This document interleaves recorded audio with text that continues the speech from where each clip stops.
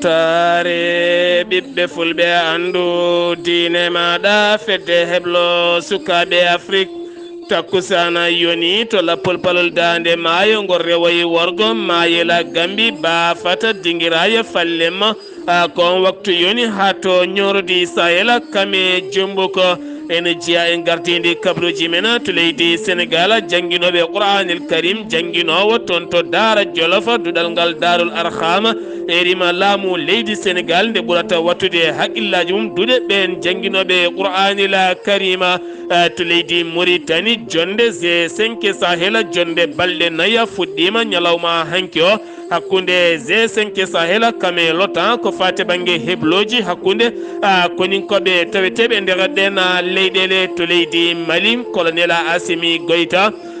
jillu makko to ñordi sahel yahani goto yahani kadi juuɗe ɓole yi kene na wori ujunnaje 3 tonnes maaro kene tolno e temedde jeegoma tonnes ko fate banggue nguura dabeje to leydi Guinée Conakry FNDC urima wonande laamu leydi ndi woni CNRD nde hentoto gila kaya leydi Guinée yowede no leydi Mali yowirnoni ɗum ko caggal nde CEDEAO holliti yahatani e duuɓi 3 gardidi mabɓe lefol laamu leydi Guinée to leydi Burkina Faso ko jangoji ɗiɗi mbaɗi e nder leydi ndi kikiɗe heccanke o yoɓima kene tolno e 17 fittando jamburu kabruji men manawen ha to Côte d'Ivoire Cameroun ma jaato Soudan Tchad kame jolama jaberi musidɓe tedduɓe woto goɗɗe joni jañoɗena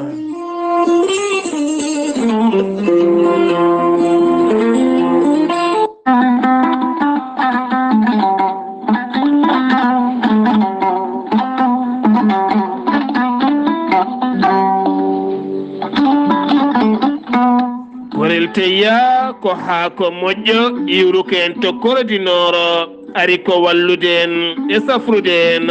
ha moni kala yiito hen hoore muɗuma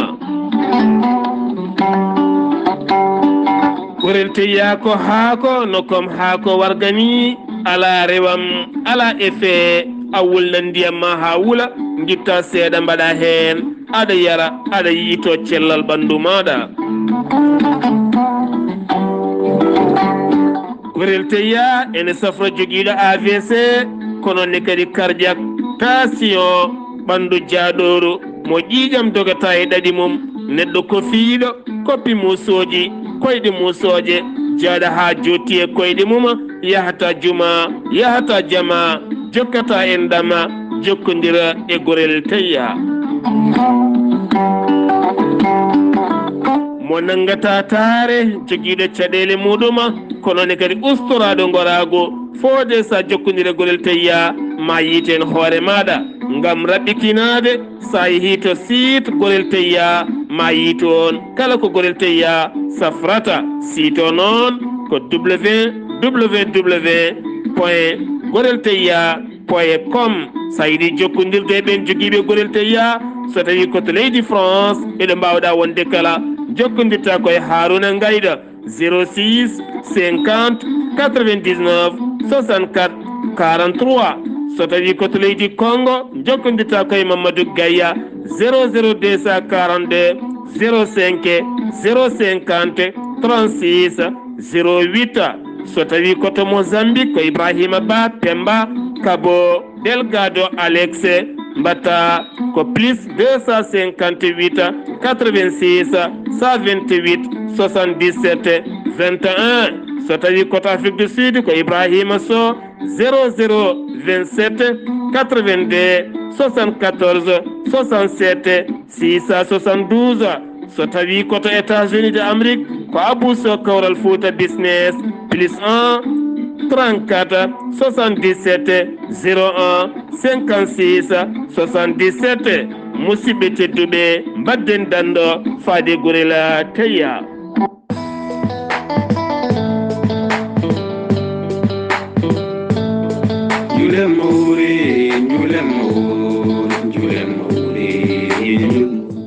jule mo wuuri yen julmo wuuri yen jul kewɗe docteur Djiby Sow witti yanke safri yanke mo jomiraɗo rokki sellinde o saaha mo gonɗen docteur Djiby Sow en andina dendagal safriyankoɓe ɗumum kala ñalawma hande omo tawi to kiidira e nder galle makko kono kadi base makko gonɗo to leydi Mauritanie Nouakchott to leegal 6e woɗɗani Carrefour Bouddaha juma kesso gonɗo ɗon sa nangui on bedda galle mo gadorɗa arde dewɗo hen ma tawɗon étage guiri bleu ene waɗi ɗon tableau mawɗo ne winda grande guérisseur international docteur Kidira ganda ko docteur Djiby Sow on base noon woni hen ko miñi ko biyeteɗo makka ɓan mo ganduɗa kañumne ko laaɓaɗo ko waɗata ko kanko docteur Djiby Sow o tawete hande koto Kidira docteur Djiby Sow en andina yimɓeɓe kala mo safa fibron kiis nem prostate soppis hernie tension ɗoƴƴo tumigo asma gonduɗa e keceji musoje koyɗe musoje reetu yandu ha heewi rafi kala docteur Djiby Sow holliti ne yaltina ha laaɓa docteur Djiby Sow ɗo waɗata yimɓe julmo wuuri kala sa yiiɗi jokkodirde base makko gonɗo leydi Mauritanie mbatta ko 34 83 26 89 walla mbaɗa 31 27 79 57 ɗum ko numéro ji leydi Mauritanie so tawi koto leydi Sénégal mbatta ko 77 244 92 81 walla mbaɗa 77 184 62 15 so tawi ko numéro makko leydi Mali to banggue WhatsApp 00223 70 85 72 47 docteur Djiby Sow ene waɗa moon musidɓe tedduɓe juulemo wuuri kettode kaburuji mon e demgal pulaar Afrique Asie Europe Amérique Moyen-Orient Océanie jaam ñalle moon musidɓe tedduɓe mo baare joyi morceau hitande ujunnaje ɗiɗi e nogas e ɗiɗi yonti kumpital men ɗemgal pulaar ɗo yeeso haalirde he ko musidɗo moon guiɗo moon sehil moon Sar Abdoullahi Sahar to karallagal Weltare TV ko musidɗo moon Saydou Abouba to lore moon YouTube ha mbawon yebde natte moon ɓossoje. Assalamu alaikum, komin Khalil Koulibaly, international sénégalais et capitaine des Lions. Kedderam tan ko radio e télé Weltare ɓiɓɓe fulɓe andu diinema. Kalidou Koulibaly weltare ɓiɓɓe fulɓe andu diinema tan keɗotoɗa international Sénégal Lion mbarodi champion de Afrique kabruji men ɗemgal pulara coordination walla mbiyen coordinateur de diaspora ko fate banggue wonande haɓade bonnugol taaridi toppitade taaridi taw kadi ko guurɗo toon to Colombos hayo woni Ousmane Ndiathia ɓurɗandirede Saydou Nourou Ndiathia caggal nde windi ɓatakoji ɗiɗi faade horejo leydi États-Unis d'Amérique woni Joe Biden ɗum noon ko yurnitade caɗele taaridi gawɗo saaha mo gonɗen nde tawno Afrique ala isinaji mawɗi kame entreprise aji mawɗi ɗi ganduɗa gukkitoji curkele mawɗe gam bonnude ɗin taaridi ko wona ɗum koɗen leyɗele mawɗe bonnude ɗen taaride foti kay ko yurnitade no bonnirdi taaridi ni wawa yobde ɗum ha timma ɗum woni ɓatakoji makko dañi hen noon horejo leydi Amérique ɗi jabti kono kadi siftinde on kanko on ceerno Saydou Nourou Ndiathia mo ganduɗa baɗɗo cukako mum toon to commune mo Malika ɓooyani ko daranto walla mbiyen guila nden ɓami daranade ko fate banggue haɓade kala kene bonna taaridi ha tenti noon to Mbobos ɗo ganduɗa kala kene wiye Kurjuru gonɗo e Dakar kala ko toon rufete eɗen gandi mbusuji nonne kadi koppuji dalli kala hen ala ko bonnata teni kadi so woni leydi yorna ɗum bonnat ɗum o serani noon e wasiyade yimɓeɓe nde ɓurata wawde toppitade taaridi mumen ha e nder galle ma e boowal galle ma e bedda galle ma guesa ma ɗo gonɗa kala ko taaridi woni ɗon ɗum noon ndenoɗa mbusuji e duppude dalliji e wadde woni gueɗe goɗɗe ganduɗa ɗum ene adda caɗele ko fate banggue cuurki e weeyo cuurki e neɗɗo bonnude taaridi leydi kam e galle e guesa e leɗɗe kala ɗum woni darde nde wo darani gam erade kanko noon wo dillata koye catal jamra gam daranademo ko fate banggue moƴƴitinde taaridi e kala ko ene yaadi heena caggal kafuntina laana juunoka toon walla cimnoka toon ha waɗi 15 neɗɗo mbasi en pittali mum caggal mum ko laana gotka jaggano ɗo Joal ɓen yinnoɓe fiide e ɗeɗon maaje kaɗɗe yidde yaɓande ton to Espagne caggal mum ko laana giwno ko ɗon ɗo nder gejdande maayo haytoyi to maaje kaɗiɗe leydi Maroc taweteɓe hannde e juuɗe ɓen dadiɓe ɓe leydi Maroc ko wona ɗum ko to Kayyar to ene kadi jagga toon ko laana sanga 3h jamma ɓen wonnoɓe candidat yinnoɓe fiyade e maaje siftinde on oɗo sahani wuli miijade wonande ɓen ɗanni yankoɓe ɗanle ɗe ndewani lawol aɓe kollita so tawi ɓe piyima e ɗeɗo henna maaje wonande ɓen peƴƴi towɗe ngala aɓe mbawi yaade haaɓe jettoyo taw ɓe ngala caɗele brigade gendarmerie mo Kayyar ko on wawi fawde juuɗe mum e ɓeɗon ha tenti kay ɓen wonnoɓe candidat yinnoɓe fiyade e ɗeɗon maaje fedde wuyɓe nden woni jaggande to Darussalam ne tawe hakkude Kirmasar kame Tivaouane Peulh taw kadi ko ɓen wujjeɓe jawdi darindi gila jawdi ha yen nayyi baali beyi ala kala koɓe ɗacci kono kadi taw mabɓe dorok koɓe dognoɓe huuɗo bonko kono feewi kamɓe noon ɓe mbiyama teɓ oɗo saaɓe tawe e juuɗe dadiɓe gam teskede o saaha mo gonɗen Sénégal ne heewi wuyɓe no feewi ha tenti noon ɓen wujjoɓe jawdi darindi e ko yaadi hen kala jaydi yanke biyeteɗo Bamba kase erima jagorɗo hakkude leyɗele woni Aissata Tall Sall oɗo saaha ko fati banggue caɗele équipe mo ganduɗa basketball mo Sénégal fonnoɓe yaade to Égypte ganduɗa ambassadeur Égypte taweteɗo to Dakar jaɓano rokkudeɓe oɗona visa kamɓe noon ɓe kolliti hen mette mabɓe mawɗe no feewi caggal wonande ha hande Égypte suwa tawa dolde longguere wulde jawde Sénégal nokkannoɓe taw koye ndiɗo hen kuɓeri wannodi toon to leydi Cameroun boowal laaɗi diwoje ngal miila to Italie kene tolno e balɗe ɗiɗi ha fayi tati yogay Sénégal naaɓe maɓe gon 160 yiɗɓe jultude e galleji mumen leydi mumen taw kadi kuppuno biyeji mumen koye ndiwowa ka leydi Sénégal ɓe kolliti kamɓe kala nde ɓe gaari ha to boowal laaɗi diwoje ɓe mbattidi tan ko jooɗade aɓe jeeɓa aɓe laara ɓen yahoɓe ene diwana jaaha ɓene juro kamɓe ɓe jooɗi ɓe jiyata Air Sénégal teni kadi ɓe jiyata kala moɓe kaldi ala kala koɓe keeɓi hen kabaru labɗo ñande asende sanga 6h ɓe ponno yaade ha midi ala kala ko gasi ɓe kolliti hen mette mabɓe mawɗe no feewi to Touba ko emprunté goto janggo ko fati banggue monigéri kam tawane wara ene wedda e galle gonɗo e mahede mo suwa taw gasde jarannoɗo e duuɓi 14 nottotonoɗo inde Elimane dottotoɗo inde Elimane Thiam to leegal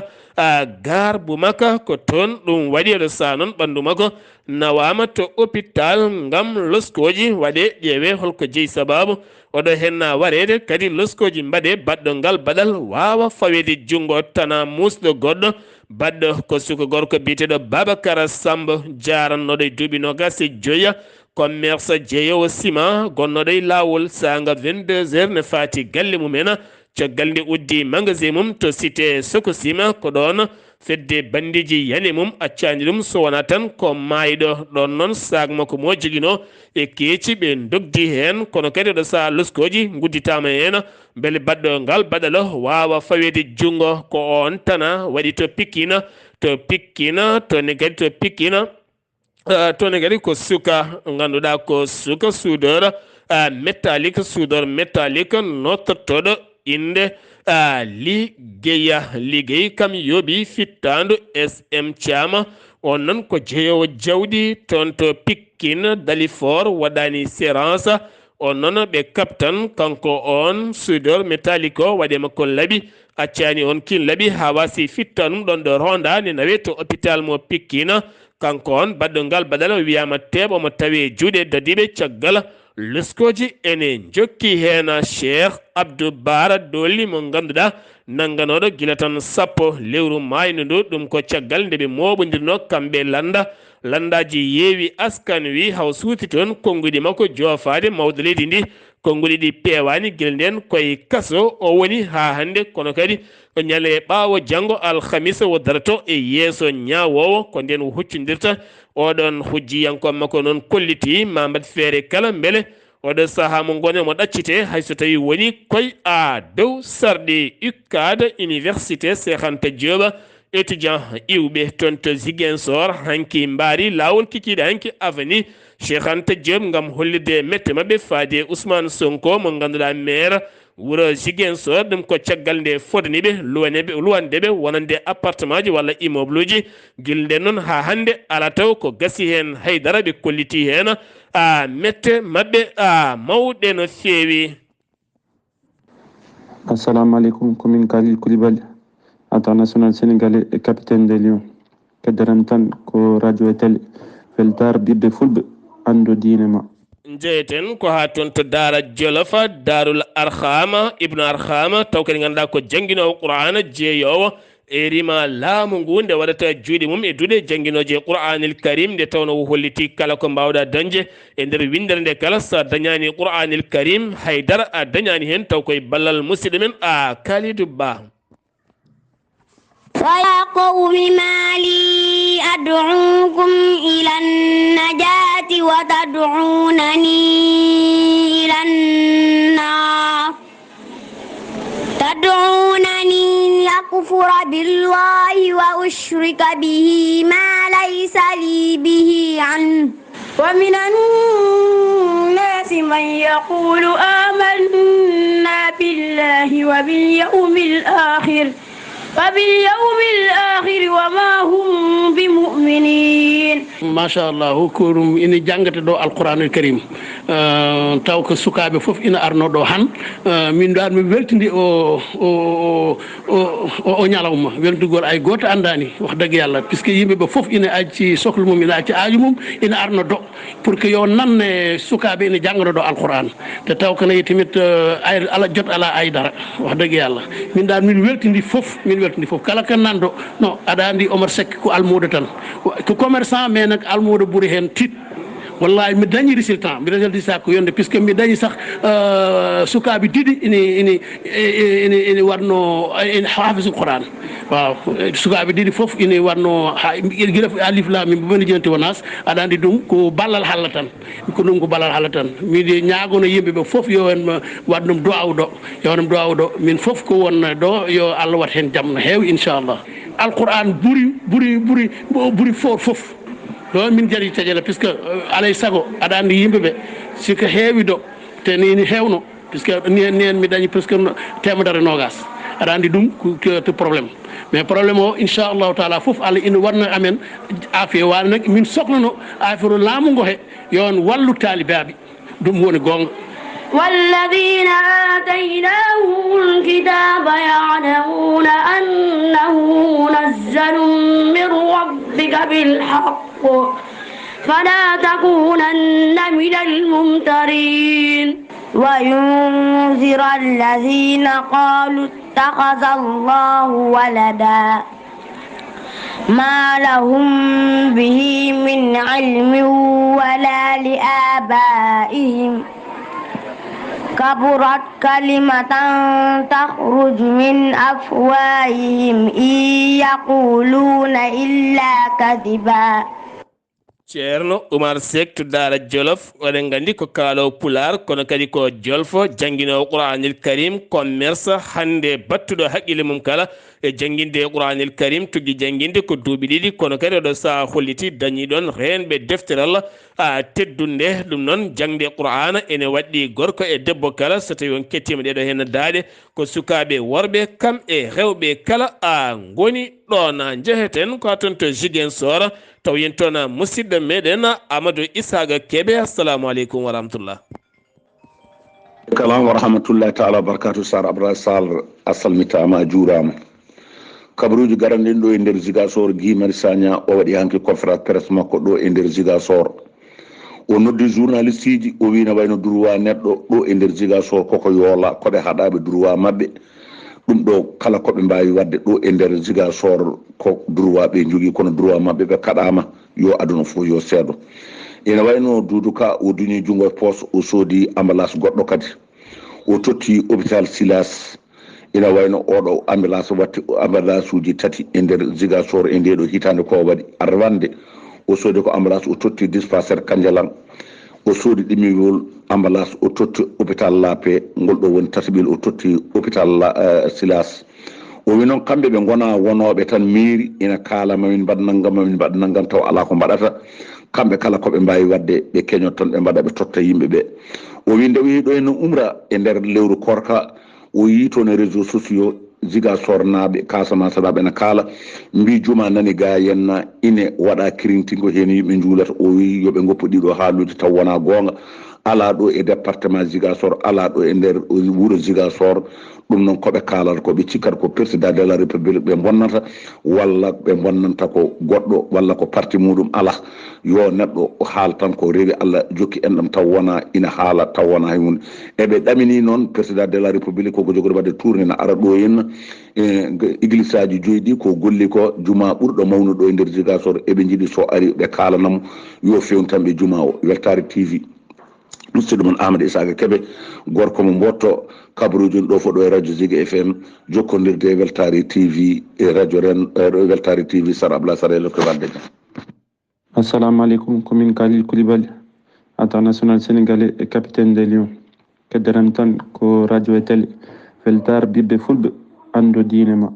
Amadou Isaga Kebe sen giwi to leydi Sénégal paɗen koto leydi Mauritanie to Mauritanie no wowi wadde jagorɗo cellal ɓalli leydi ndi kala kikkiɗe so huccidde ɓesguji leydi ndi andinaɓe oɗo henna boros ɗo yarata ujunere temedde joyi capanɗe jeegom woni ƴewdaɓe ujunere temedde tato capanɗe jeetato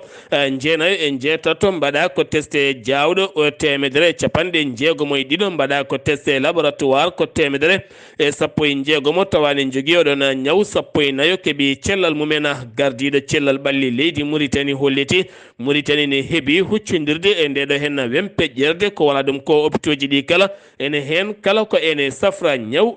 coronavirus kono kadi ko heddi ko tan ko wiyete ko rentade ɓuuri safrade mawɗo leydi Mauritanie woni Wul Qazwani hanki joɗodima jonde junde no fewi hakkude makko e hoorejo jagorɗe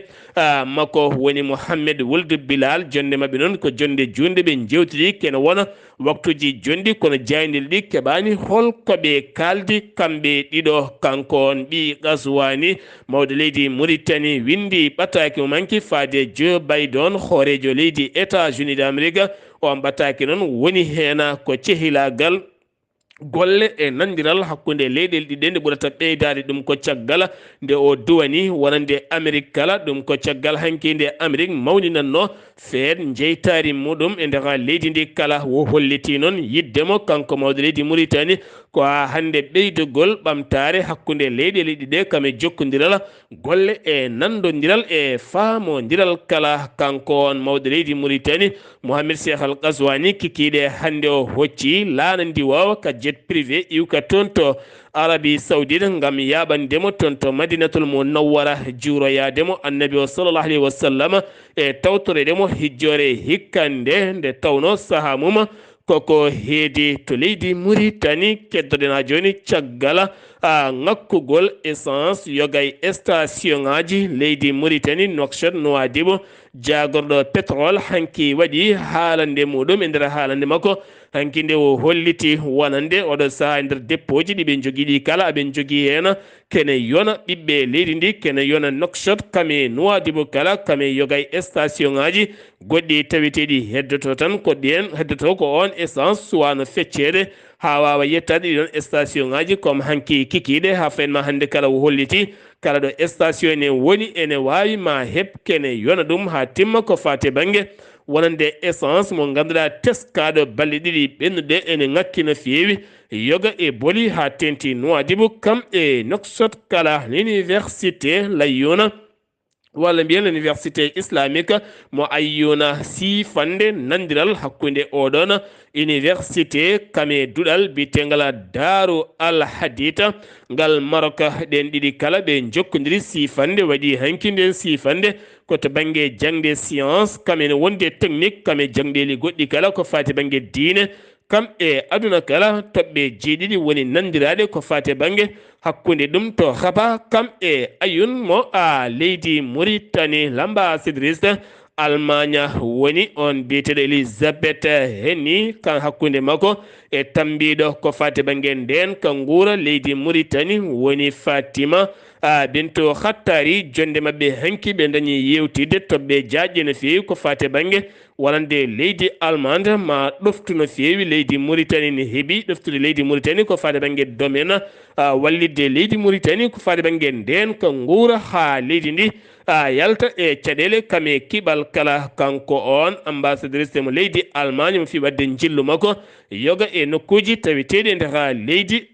Mauritanie. Conférence Biram Wulda Beydi kam waɗi hanki haalande muɗum wa arti e yaññade laamu joni jooɗi ngu e yawtu ngu kala ala hen kala ko woɗɗodiri hay seeɗa wo holliti oɗo saaha mo gonɗen ala kala dumbaɗo e nder leydi Mauritanie taw dumbira ko fate banggue mbuñaari saabu o holliti wonande ɓen wannoɓe mbuñaari e laamu yawtu ngu hewɓe hen nana toɗɗa e oɗo hen gouvernement ne jokki golle mumen ala kala ko ƴeŋƴini ɗumen firti tan ko ala kala jaɓɓal bayligal teni kadi ala kala koɓe paami ko fate banggue ngolɗo hen dawrugol gongol e waɗede e nder leydi Mauritanie. G5 Sahel hakkude mum e l'OTAN nelaɓe mum juɓɓini jonde nden jonde noon ko hanki fuɗɗi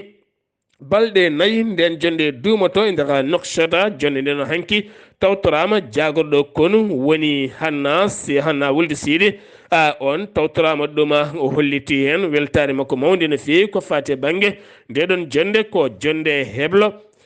hakkude wonande G5 Sahel kame yaadi mum kala yurnitade to banggue nden ka e kisal ɗum ko caggal nde l'OTAN hollinno toon to Espagne wonande ma ɗoftu leydi Mauritanie ha wawa ɓeydude nden ka e kisal rende keeri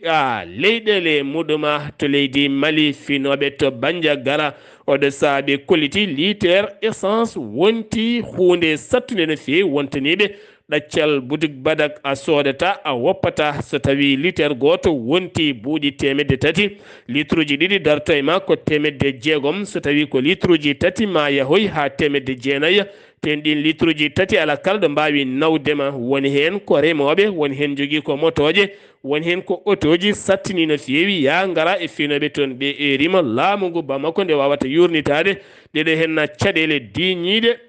toon to Bandiagara colonel Assimi Gayta e wiide jayde Mali acte wonande hoorejo leydi mo transition mo leydi Mali jillu mum hande to ñoro du Sahel ngon jillu noon o yahani goto mo yaade sete timmuɗo no feewi on sete noon mo yaadi kadi kene tolno e ujunnaje 3 tonnes taw ko maaro kono kadi mo yaade 600 tonnes taw ɗum ko nguura daabeje ngam teskede hayso tawi woni ndungu ngu toɓi kuɗoli ɗi cuwa taw pofde to banggue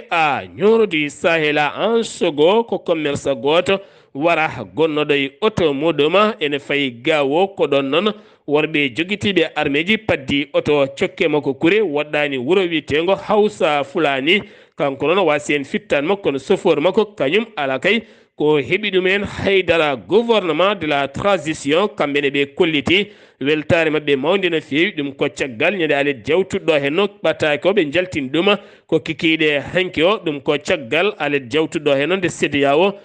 holliri itti yawre nde yawno leydi Mali udditi keeri leydi Mali hakkude mum e leydi Mali kala ngal jandiral to banggue commerce ene wawi ummitade laamu leydi Mali holliti hen weltare mum hayso tawi woni ngolɗon uddugol wonano uddugol dewgol lawol gondugol e koyer e wasde hormade ɓiɓɓe Mali naaɓe kono kadi ɓe kolliti hen weltare mabɓe no feewi to Guinée Conakry FNDC e gardegol Oumar Silla mo mbiyata fuñe mangue wo erima wonande laamu CNRD nde ɓurata rentade no feewi ko Mali dañño ko woto Guinée dañji ɗum tene kadi Guinée so tawi dañi ɗum dañat caɗele mawɗe no feewi holɗum noon wonande laamu leydi Guinée ngam wiide ɗum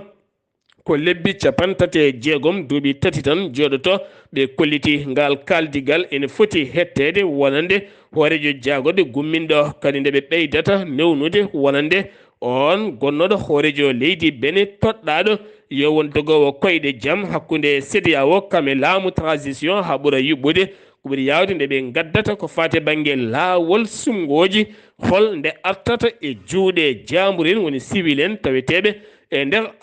leydi ndi to Côte d'Ivoire o yaltuno aduna ko gila 10 lewru septembre hitande ujunnaji nogase go ton to leydi France jeyno sababu yaltude maduna ko ñaw biyeteɗo coronavirus ñande 7 octobre hitande ujunnaji nogase go ko nden o wanna jenayse makko e tawtorede Alhassane Dramani Ouattara hoorejo leydi woni biyeteɗo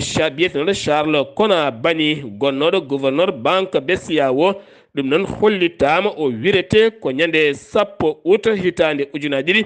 nogase ɗiɗi caggal nde wonata hitande fawde ko nden o wirete to Côte d'Ivoire 17 hajjiyanke fonnoɓe hajjoyde jahani jeeyi sababu leydi Côte d'Ivoire taƴanano ko ujunnaje 3,50 won wonɓe less noon jiiɗi wadde hen gueɗe goɗɗe business uji beele kay ɓitta hen ɓen nawora ɗumen nde nden limore yetti ambassadeur Arabie Saoudite tawiteɗe to Abidjan jaɓanani ɓen ɗum ko caggal nde goto mabɓe kala yaltini kene tolno e million ngaji 4 mankude seeɗa ngam yaade to Makkatul Mukarrama wonti jooɗiɗo neɗɗo noon ko mbawɗa wonde kala rento rewde woni sahaji yoga e lagguji ɗi ganduɗa so tawi oɗo happu ko ɗum rokka sa renaki tan a perdat jawdi ma walla halis ma wi biteɗo Bamba goto e ronkuɓe yaade suwat ɓe dutte haalisaji mabɓe walla ɓe gonira noon ha hitande faande so jomiraɗo haaji to Burkina Faso jangoji ɗiɗi mbaɗi toon ñande kikiɗe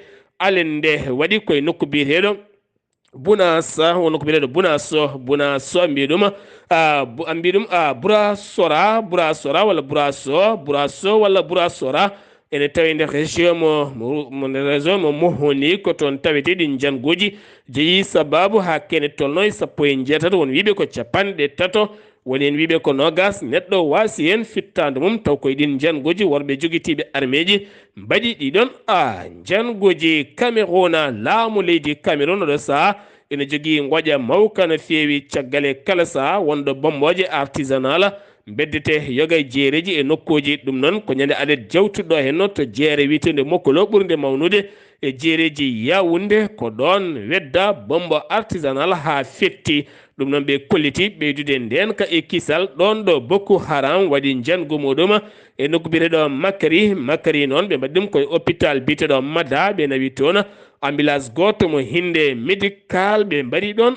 yimɓe ɗiɗo Soudan hanki général Abdel Fattah al-Burhan hoorejo leydi ndi hanki bati conférence makko hanki o holliti wonande gouvernement keso ma darne on gouvernement noon kala kene wiye militaire tawitake hen taw ko gouvernement tan civil en ɓolɓe ɗum ko caggal balɗe 5 seppoji gulɗi jaw to Khartoum ha fayama galle hoorejo leydi ndi ɗin seppoji noon ɗaccirani laamu ngu jaam so wona tan jaɓaɗe gueɗe seftinde on guila tan laamu ngu derguiti laamu wonande Umar El Bashir seppoji mbaɗi to ndi kala jeeyi sababu 14 fittandu itta hen taw koye seppoji kono kadi ɓen seppoɓe ɓe pelliti wiide koɓe gasoɓe kono laamu ngu so tawi artani e juuɗe civil jamuren kamɓene ɓe ɗaccata ɗin seppoji to leydi Tchad jaggama toon hewɓe taw kadi ganduɗa ko jomen martabuji towɗi halfinoɓe ɓulli pétrole halfinoɓe nokkuji oqirdi pétrole e nder leydi ndi woni biyeteɗo Michel Bayam kame Tahir Issa ne wonde Ali Souleymane ɓeɗo hen tato nanga gam dirtindeɓe kene tolno e nogase go million kopreje dollar ma wono 13 milliards kopreje franc CFA jolam jaɓeri to États-Unis de Amérique ko fusillade pellowo goto naati to Chicago kam felli ɓen waɗannoɓe welnere mumen ko fate manditare lindi hanki o yoɓima pittali yimɓe joyo nogase nayo neɗɗo gañima hen kankon pilluɗo o felli kene tolno e nogase joyi kural kono kadi heptinama ko boɗejo o fotata yarude ko hedde duuɓi hedde duuɓi 17 fayenma duuɓi nogasa Ukraine gam wadde ɓeeto mahtade leydi ndi ɗon ɗo Ukraine woni guerre gasani taw ɗo Putin foɗi caggal ndi hefti yoga région ngaji kewɗi ma jokku kadi haare mum ha laato ko yiɗi hebde ko ɗon noon Ukraine hoorejo leydi mum ne eero balle mawɗe no feewi kene tolno e 750 milliards kopreje dollar ngam mahtade leydi muɗum musidɓe tedduɓe ɗum ɗo hen wonno kabruji garandena kikiɗe hande o ɗo yeeso halirde ko musidɗo moon guiɗo moon sehil moon Sar Abdoullahi Sarr ketki malaki jaam yo jaam Allah hirande non